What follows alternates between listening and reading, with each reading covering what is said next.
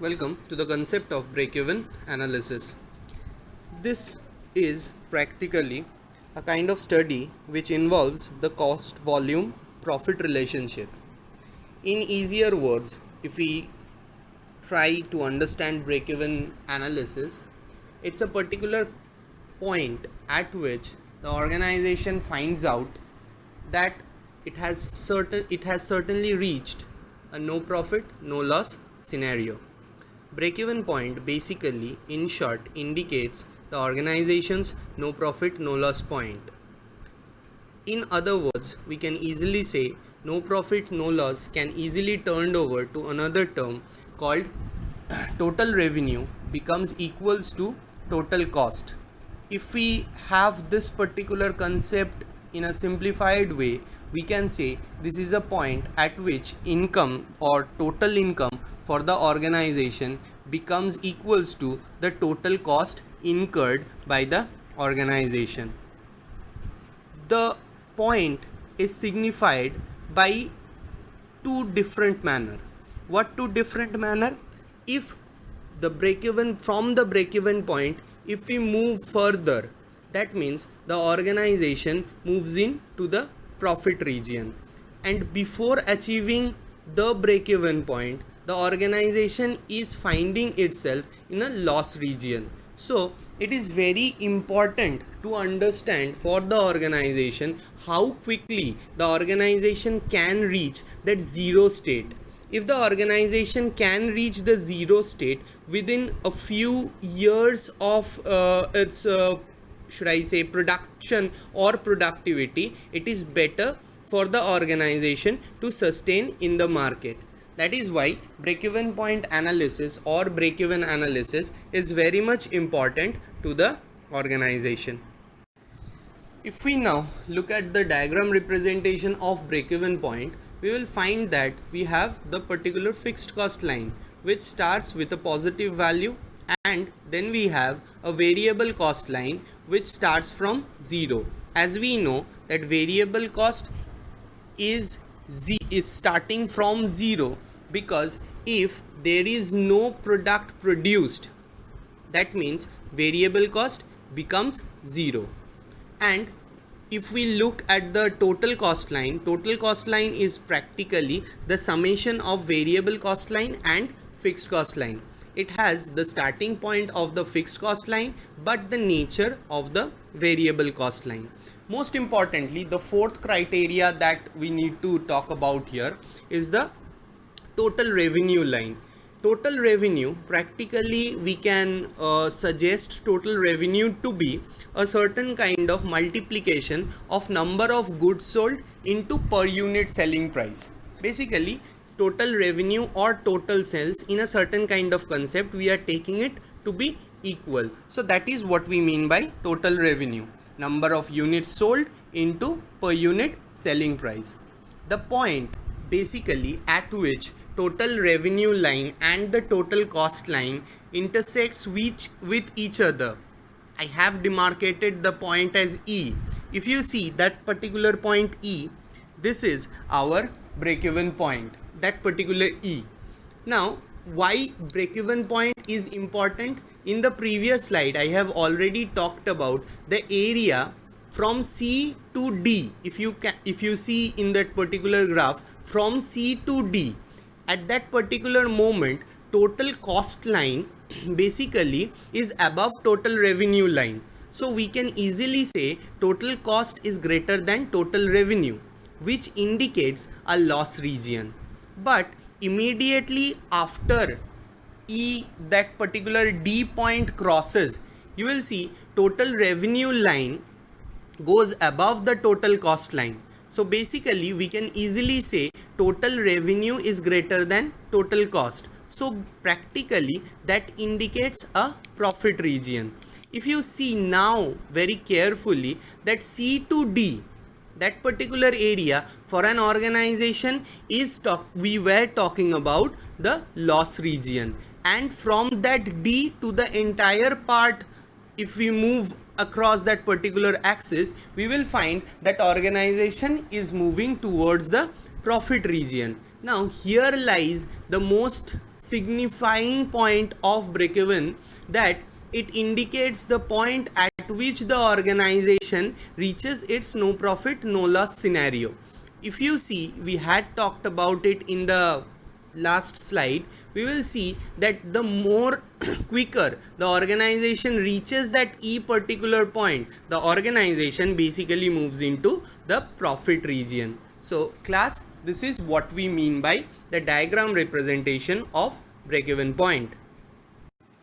Here are a few formulas that we require to solve all kind of break-even point analysis sums.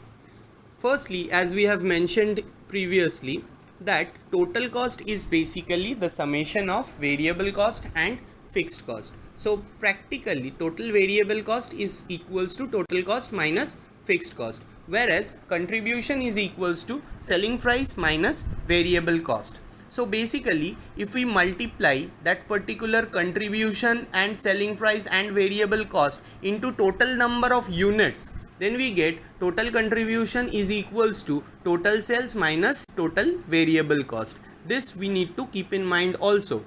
Next, the profit is equals to contribution minus fixed cost. So this is how we move from the sales to the profit part. And also coming back to profit volume ratio, or one of the most important ratio that we will come across in BEP analysis is the profit volume ratio. The formula for profit volume ratio is contribution per unit divided by selling price per unit. If we multiply both the numerator and the denominator with number of units, as we have earlier said, we move back to total contribution divided by total sales.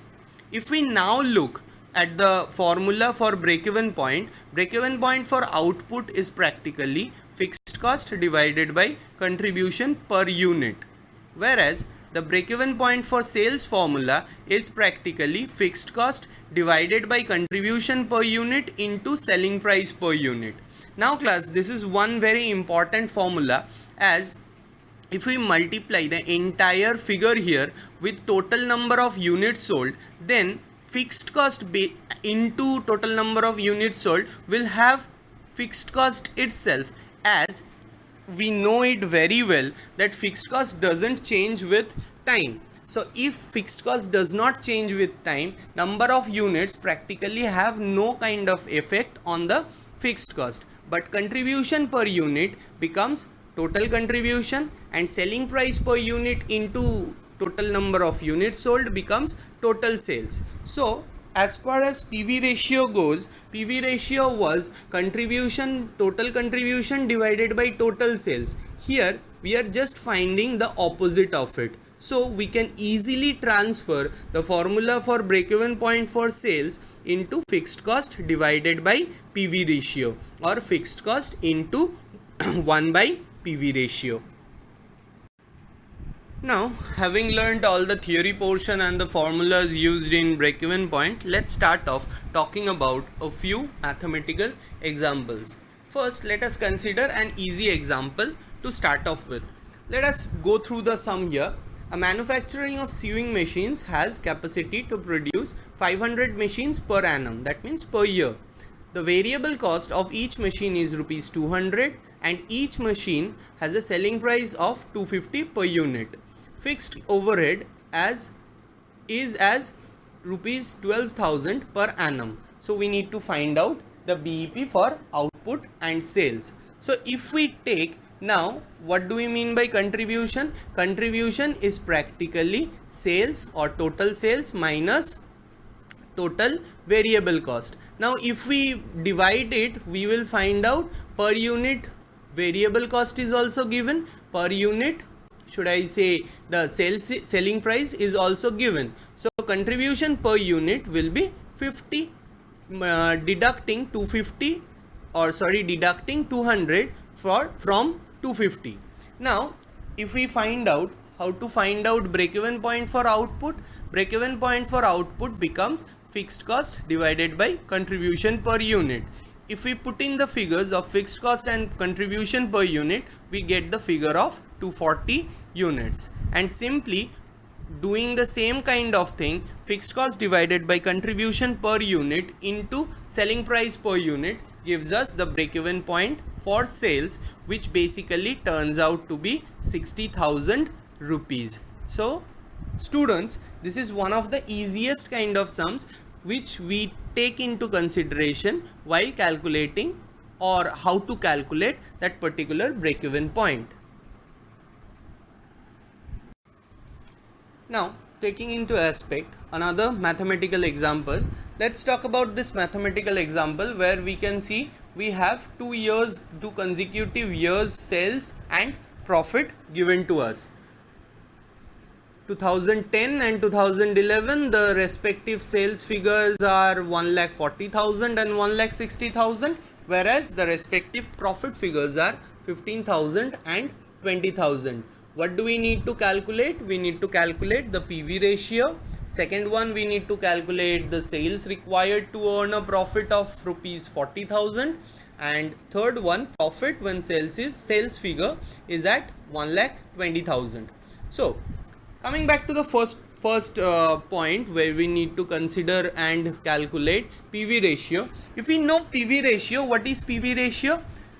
We can say it to be contribution per unit divided by selling price per unit. This was basically the PV ratio formula. But in this case, neither contribution has been given to us and sales figure are also given, 2 figures are given to us. So how to find out PV ratio? If you remember students, we had talked about sales minus variable cost gives us contribution minus fixed cost gives us profit. Now in this case, if fixed cost is not given, one thing we can safely consider or safely assume is that fixed cost doesn't change over time. If fixed cost is not changing over time, then the fixed cost of 2010 and 2011, since here it has not been mentioned that fixed cost will change, we can safely take the fixed cost part to be a constant. If we take the fixed cost part to be a constant, then definitely we can say the profit becomes the contribution. I am one more time repeating it. Sales minus variable cost gives us contribution. Contribution minus fixed cost gives us profit. Now again, taking the fixed cost part constant, we can change contribution into profit. Now if we take that contribution to be profit, then we can safely take that del change of profit divided by del change of sales to be the PV ratio, which ultimately comes back to 5,000 divided by 20,000 1/4, or the PV ratio becomes 25%. If this is the case, the next thing which we need to find out is the sales required to earn a profit of 40,000. Now if we go back to PV ratio, now we can definitely say PV ratio is basically what? Contribution by sales. So contribution is actually fixed cost plus profit. So fixed cost plus profit divided by sales should be the PV ratio. We know the PV ratio now. We can put in the value of 25 by 100. Taking the fixed cost part constant right now, profit is basically, if we take any year, we are taking 2010 as example, I take the profit to be 15,000, which is already given to us, and the subsequent sales which has been given to us is 1,40,000. From here we can easily find out the fixed cost to be at 20,000. If you do the calculation for the 2011 year also, students, in the same particular way, you'll also find out that fixed cost for 2011 will also come at 20,000 only, and the value won't change. Now coming back to the desired sales now, if we just replicate the PV ratio to that with that particular sales position, then practically the desired sales equation becomes fixed cost plus profit divided by PV ratio. we know all the value, and it has been said to earn a profit of 40,000. So now the desired profit moves back to 40,000, from where we get the figure of 2,40,000 by equating it. Now the third part is that profit required when sales is 1,20,000. Now putting in the same kind of formula, 1,20,000 is the desired sales. Fixed cost and PV ratio, we know it pretty, fixed cost and PV ratio will know it pretty well. So profit basically goes back to 10,000. Fixed cost we have already calculated at 20,000. So practically profit will be when sales is 1,20,000 is 10,000.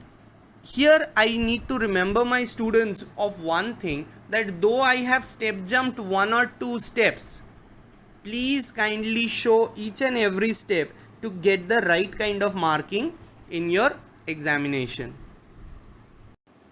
Up to this point of time, students, we have taken into consideration one product to be 1 unit, or we have calculated, or we have learned to calculate all kind of break-even calculation and PV ratio calculation, taking one single product at a time. Now what happens if the organization has more than one product in their kitty? Now when we talk about more than one product in any kind of production or service organization, we talk about, or we transfer the break-even point into composite break-even point. Let us take an example how to calculate the composite PV ratio as well as the composite break-even point, just to understand how things are slightly different from the regular break-even point analysis. If you look at the question here, class, the fixed expense are given to us. Most importantly, contribution per unit is also given to us, where we can see this particular organization has 3 products, as in X, Y and Z, and contribution per unit respectively are 6, 2.5 and 4. Where else, what do we have next? The sales prediction of that particular product, where it says X will be produced or sold 24,000 units a year at 12.5 rupees per unit. Similarly, the figure for Y is 1 lakh units sold at rupees 7 per unit, and for Z is 50,000 units at rupees 10 per unit.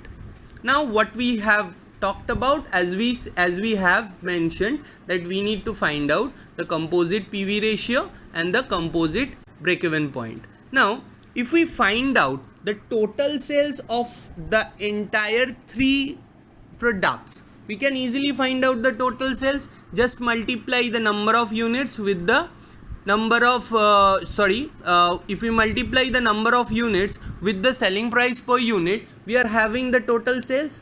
The total sales for X is summating at 3 lakh, Y summating at 7 lakh, Z summating at 5 lakh. So definitely the total sales becomes 15 lakhs. Now let us consider one particular thing, that is how to find out the sales ratio. It is very easy to understand how to find out sales ratio. It is nothing but 3 lakh is to 7 lakh is to 5 lakh, where we find out the sales ratio to be 3 is to 7 is to 5. Now if we go on calculating the PV ratio, the PV ratio composite one will be what is practically what was the normal PV ratio, total contribution divided by total sales. Now here if we find out the total contribution, we have to do what? Contribution per unit has been given us for all the products. We know how many number of products will be produced and sold. If we multiply that subsequently with each other, we can easily get the total contribution. So you see 6 into 24,000 plus 2.5 into 1 lakh and 4 into 50,000. Summating it up, we get 5 lakh 94,000, whereas the total sales has already been calculated at 15 lakh. If we find out the PV ratio basically comes out at 594 by 1500.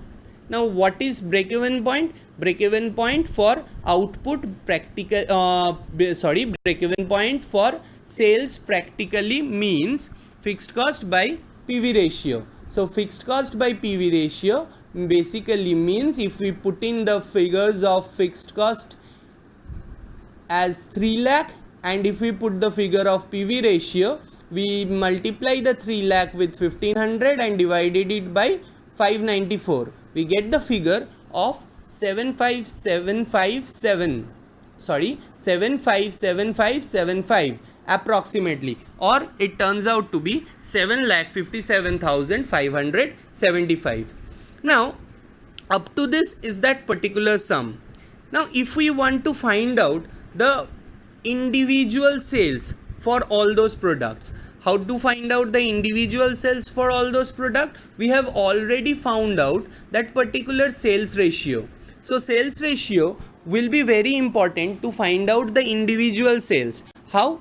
If we multiply that particular break-even point sales with the sales ratio of X, which is 3 by 15, we get the individual sales of X. Similarly, if we take the sales ratio of Y and Z, we will find out that to be respectively 7 by 15 and 5 by 15. If we multiply it with that particular break-even point sales, we will find out the individual sales of X, Y and Z. I have shown you how to calculate the individual sales of X. Try to calculate the individual sales of Y and Z also in your leisure time.